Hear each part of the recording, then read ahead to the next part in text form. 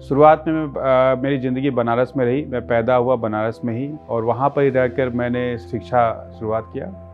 और मैं शुरू के स्टार्ट के समय में एक तेज़ विद्यार्थी था, लेकिन ये था कि आर्थिक हालत ऐसे नहीं थी और मेरे पिताजी रिक्शा चलाते थे, तो मेरे लिए वो सपना हमेशा से शुरुआत के दिनों में कहा जाए तो ऑटो चलाना था। फिर क्लास 6 में एक इंसिडेंट हुआ जिसमें मुझे समाज के डिफरेंट वर्गों का पता चला विचार कि आप किसी भी तरीके से तेज़ हो, लेकिन आपके पिता की बैकग्राउंड भी बहुत इंपॉर्टेंट रखती है। क्लास 6 में मैंने जाकर किसी से पूछा था कि क्या करना चाहिए बैकग्राउंड बदलने के लिए, तब उन्होंने मुझे सलाह दिया था कि या तो तुम IAS बन जाओ या बिजनेसमैन बनो। बिजनेस करना पॉसिबल नहीं था क्योंकि पैसे ही नहीं थे, तो मैंने सोचा IAS बनना ईजी है।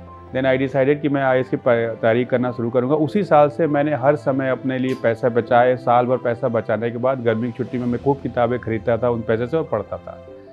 ये जर्नी बनारस से स्टार्ट हुई। मैं दिल्ली में फिर संकल्प में मेरे एक दोस्त ने भेजा। संकल्प एक संस्था है जो फ्री में विद्यार्थियों को ओरिएंट करता है। मैं 5 दिन के लिए यहाँ आया था और इस संस्था ने मुझे बहुत ही अच्छा मार्गदर्शन दिया कि कैसे करना चाहिए। फिर मैं दिल्ली के संघर्ष में जूझने लगा, जो कि शुरुआत में मेरे लिए बड़ा डिफ़िकल्ट था, क्योंकि जब आप किसी भी Tier 2 या Tier 3 शहर से दिल्ली आए तो आपको बहुत ही इन्फीरियरिटी कॉम्प्लेक्स भी हो सकता है। लोगों का रहने सहने का तरीका, कपड़े, ये वो बहुत सारी चीज़ें।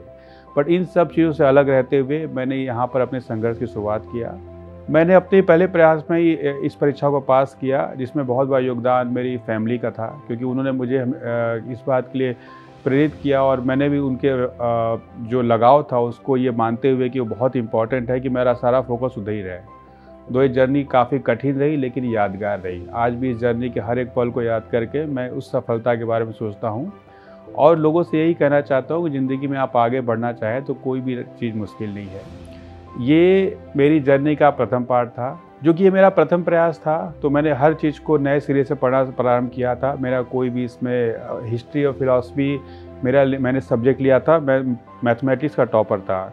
इतिहास सब्जेक्ट मैंने इसलिए वैकल्पिक विषय चुना था कि इसने मुझे फ्री में बुक दे दिया था। तो सब्जेक्ट के प्रति मेरा कोई लगाव नहीं था। मेरा लगाव केवल अपने उद्देश्य के प्रति था। इतिहास की किताबें मुफ्त मिल गई थी तो इतिहास ले लिया।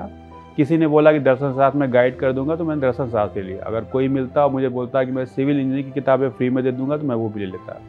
तो मेरे लिए मैं ये नहीं बोलूँगा कि मैं किसी विशेष सब्जेक्ट का विशेष ज्ञाता था, लेकिन हाँ, मैं ये बहुत कॉन्फिडेंस था कि मैं लगातार कई दिनों तक, एक बार मैं 30 दिनों तक भी एक रूम में रहकर पढ़ाई करने तक का मैंने अपना प्रयास किया था, जो कि मैं अपने बगल में वॉशरूम था बस वहाँ तक जाता था। बस 30 दिनों तक मैं बेड से निकला ही नहीं था उसके अलावा।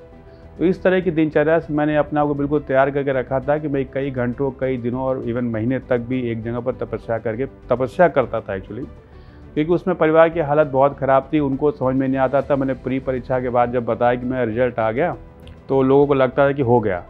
फिर मुझे बताया भाई नहीं, रिजल्ट तो आया, इसमें 2-3 परीक्षा होती है, तो किसी को कुछ समझ में आता नहीं था। बट मैंने बोला कि रुकिए, बट मैं 2 साल में ये प्रोसेस कंप्लीट कर लूँगा, जो कि इस परीक्षा में फॉर्म भरने से लेकर रिजल्ट निकलने तक 1.5 साल का टाइम चाहता ही है।